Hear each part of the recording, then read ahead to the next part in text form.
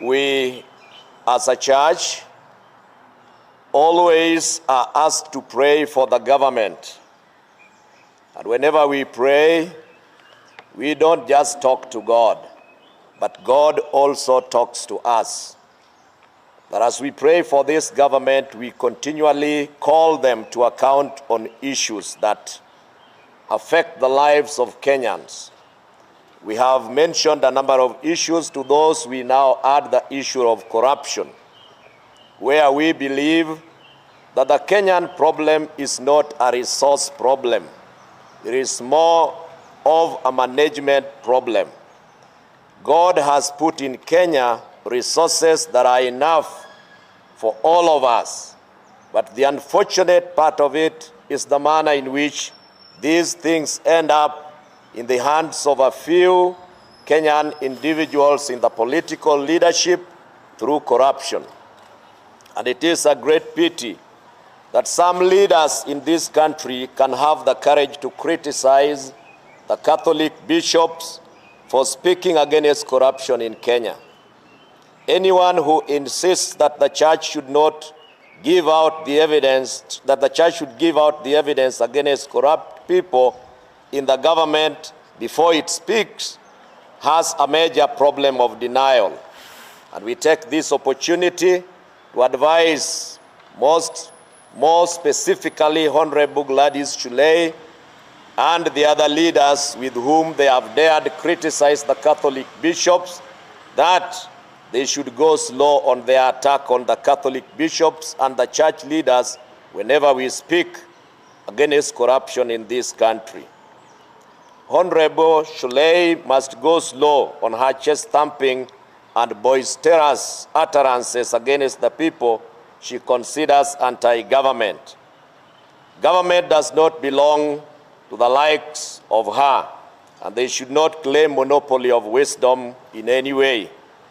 She should also not be mesmerized by her close proximity to the president.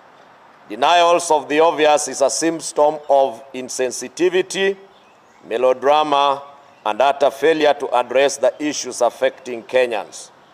We are soon going to call for a national prayer to call all corrupt people into account, and for those who fail, we will courageously declare a curse upon them, because they are the people that are denying Kenyans what they rightfully deserve by taking more to their own coffers and refusing to share what God has given to be shared by all Kenyans in this country. We therefore make these irreducible demands to the office of the President. We demand a publication of all the people who have been convicted or charged of mega corruption cases in this country. Secondly, we demand from the President a publication of all state appointments he has made since he took over the office before and after the creation of the broad-based government. This will enable us be able to assess from his desk whether there are traces of corruption in the appointments and fairness in sharing positions of leadership in this country, and Kenyans may be able to get confidence in the manner in which they have done those appointments, because that is an area where we've always raised issues in the manner in which the appointments are made. Thirdly, we demand the publication of the current state of employment and financial obligations of the staff at the State House, including the paid prayer warriors that belong to the State House list of employees. We also demand a report on the foreign travels that the President promised would be cut.